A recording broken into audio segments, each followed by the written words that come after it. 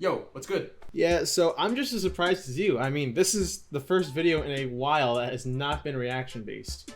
I mean, look at this stuff. Like literally, like all my videos this year have been about reactions. What the hell's wrong with me? Not too proud of that one, to be honest. But anyway, I'm sure you all know by now, I am a huge fan of the Splatoon series. Like, I've made the reaction videos, I've streamed it countless times. Two of my mascots, literally, two of my mascots are squids. You could say at this point, I'm literally obsessed. In a good way, in a good way. I mean, these games are popular, they're relevant, and even Nintendo themselves, they recognize this game as one of the greats. They put it up there on par with the big boys, you know, like Mario, Zelda, Pokemon. And it's fantastic. It's really cool. All of this to say that Splatoon is an essential part of my channel, my community, and even me personally. Whenever someone asks me what my favorite video game franchise or game series is of all time, I usually answer Splatoon right after I say Jackbox Party Pack 4. But anyway, just to say that this is a fun and energetic game series that just keeps me coming back for more each time. Literally, there's just so much you can do in Splatoon that just makes it that much more interesting, and I love it. Which brings me to the big topic of the day, Splatoon 3. I'm still blown away that we're getting a third entry into the series when it's only been around for like 6 years. I mean, you have other franchises and game series that have been here for way longer. But even now, they're just getting their third and fourth entries into their games. Metroid and Bayonetta fans, I'm sorry, but you guys have to wait a little bit longer, but I promise it'll be worth it. Trust me. Splatoon 3 was announced during Nintendo's E3 shenanigans for a release date of 2022, and I can hardly wait. Now, the reason why I'm making this video in particular is because I was inspired to by two content creators, specifically NintenSisco and JMoji. NintenSisco, as you know, is a fellow N10 brother of mine who I've hung out with plenty of times in the past, and he's a huge Metroid fan. With the release of Metroid Dread earlier this month, he's been cranking out content like crazy, such as explaining the full story of the series or breaking down trailers and giving thoughts on the matter, all of which you should check out, by the way. The link is in the description to his video. It's that passion for his favorite series and hard work at making videos about them that initially got me thinking about making one about Splatoon 3. But I kinda brushed it off thinking I wouldn't be able to do so. It was JMoji that solidified that thought and ultimately created the spark to make this video. JMoji is a Splatoon-centered YouTuber whom I had the pleasure of meeting last year at PAX 2020. And it was awesome. Apparently he even likes Squibby for some weird reason. Yes!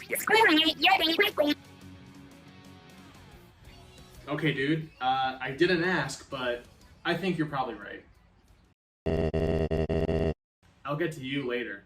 JMoji recently made a video about what people can do leading up to the release of Splatoon 3, and it covered things like full completion of the story mode, going back and playing Splatoon 1 on the Wii U, or even achieving X rank in all the ranked modes, something I might not be able to do given my rage head ass.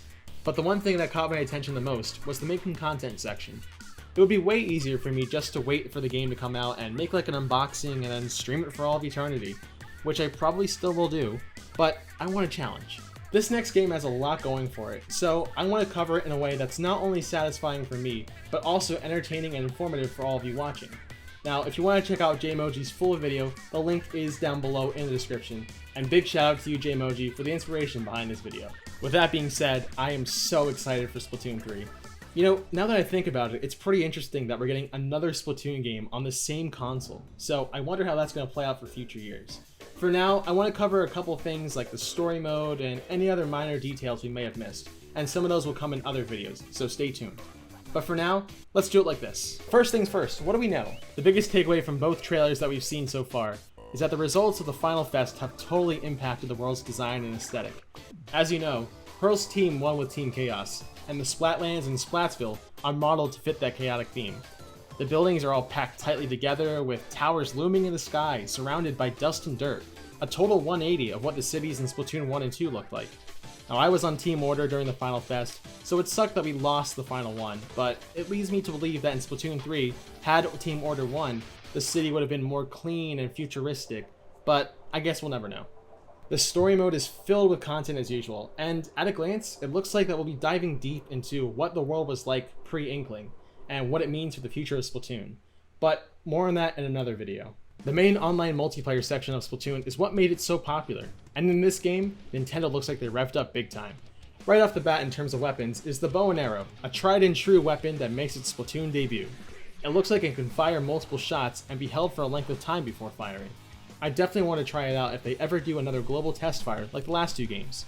There's also the newer versions of the blaster, the dynamo roller, splatter shots, and even E-liters that have been modified to give that sort of wasteland look and feel.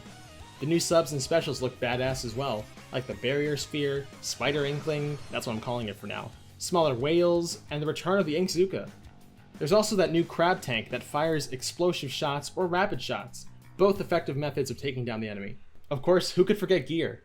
One of Splatoon's biggest driving factors is its Inkling gear, which comes in the form of shoes, shirts, and even headgear, and they all embody the word fresh. I liked it so much that I've even worn a couple of Splatoon-themed items before, and they look awesome. And I did even buy that one crappy headset that looked like the in-game headphones. What? I was young, don't blame me.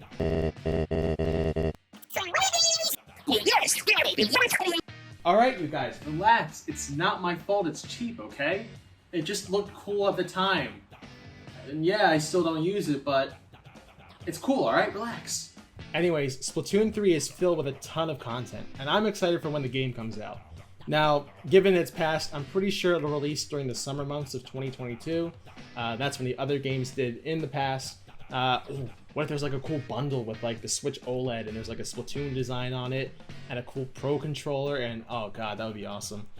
I gotta save up the money for that at some point, but I gotta do it somehow. Thank you guys so much for watching this video. Make sure to leave a like and comment down below if you're excited for Splatoon 3 and what do you want to see come to the game. I'm sure you guys have a lot of opinions. Of course, this is just mine, and you guys can say whatever you want. But as always, I've been KnightSky, and I will see you guys in the next one. Peace. Now, I'll deal with these 2 idiots later. I really don't care.